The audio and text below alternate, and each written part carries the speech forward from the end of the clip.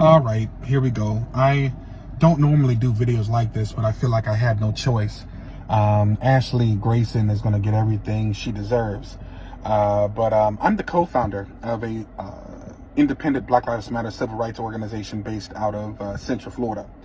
And last year, my organization was contacted by a woman, a much older woman, who purchased Ashley Grayson's credit cake, or whatever you want to call that, or courses online. And she fell victim. She realized that she was scammed. And by the time she contacted us, she had already attempted to submit a dispute with her bank, but her bank denied the request to dispute, or denied the claim for dispute, because this woman disputed the transaction roughly a month and a half after she initially purchased. So my organization typically doesn't assist with these types of matters, but we try not to turn anyone away. And because my knowledge on the law is extensive, I decided to go ahead and help this woman and look into, what was going on, why she was in tears when she reached out to us, begging us for help, of course, to get back thousands of dollars that she spent for a course, or for courses from credit cake, or whatever you want to call that. So when I first started investigating, I immediately realized a big loophole in Ashley's business or courses that's extremely predatory. And that is when you purchase these courses, Ashley made this woman wait several weeks before those courses became available to her.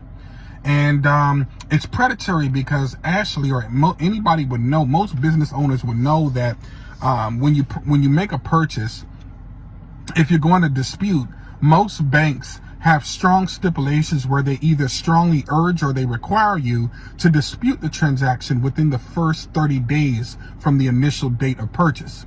And I'm sure Ashley knew this. So what she was doing is she had this woman purchase these courses, spent thousands of dollars, and then this woman had to wait roughly right around or close to the 30-day mark before the material became available to her. So by the time this woman realized that she was scammed, it was too late for her to dispute. So anyways, this woman reached out to us. I knew that it was in the best interest for her to also make a report with her local law enforcement agency. And her bank, like I said, had already declined the claim for dispute. So what I did was I urged her to allow me to help her retype a letter for the corporate for her bank. And her bank was Wells Fargo. So anyways, I knew what to put in this letter to urge Wells Fargo to reconsider this claim. And gracefully, I helped this woman. I helped her type the letter. She sent it in to Wells Fargo. And Wells Fargo did, in fact, issue her a credit for the full amount, and did their investigation and quickly agreed that this was in fact a scam, and reversed the charges, giving this woman a full refund back. I guess Ashley Grayson was aware of it because, of course, when a chargeback occurs, they pull the money from the account that the account initially went into. So instead of Ashley just letting it go, because I'm sure many people did a dispute or a chargeback request, Ashley decides to send multiple people to harass this woman. This woman started receiving tons of phone calls. When I say tons, I mean a lot of phone calls from private numbers threatening her life, telling her, that something, basically just threatening her and acknowledging that this was in connection with Ashley Grayson. Because the criminal investigation's ongoing, I can't really say too much other than the people that were calling this woman private were in fact using the name Ashley Grayson, and it appears Ashley was mad about the chargeback or the reversal. So when this happened and I learned that this was definitely not isolated, I encouraged this woman to make a claim with the FBI, because at this point everything that Ashley was doing is predatory. And I don't like law enforcement agencies. I really can't stand them. But I knew that informing the FBI of what I knew of Ashley's ways, her predatory behavior, her scamming business needed to be brought to light.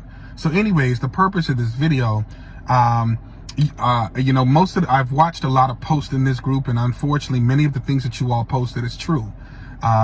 What I wanted to let you know is it does appear that the FBI is getting ready to indict Ashley on additional counts for threatening or accessory, the threatening calls and stuff that this woman received.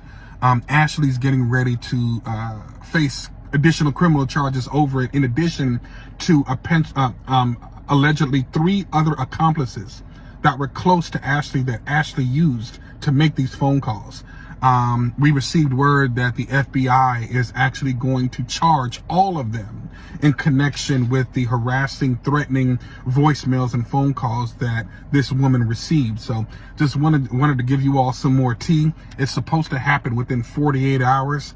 I've been checking Pacer every day since I learned of this. For those who don't know, Pacer is a way where you can look up federal court cases, those who have federal lawsuits or those who are subjected to federal criminal charges. You can check the status of their cases on Pacer. So as of today, I don't see it yet, but the information that I did receive is reliable from a credited source, and just want you all to stay tuned. The more of Ashley's predatory ways and the things that she did to this older black woman, it's gonna come public.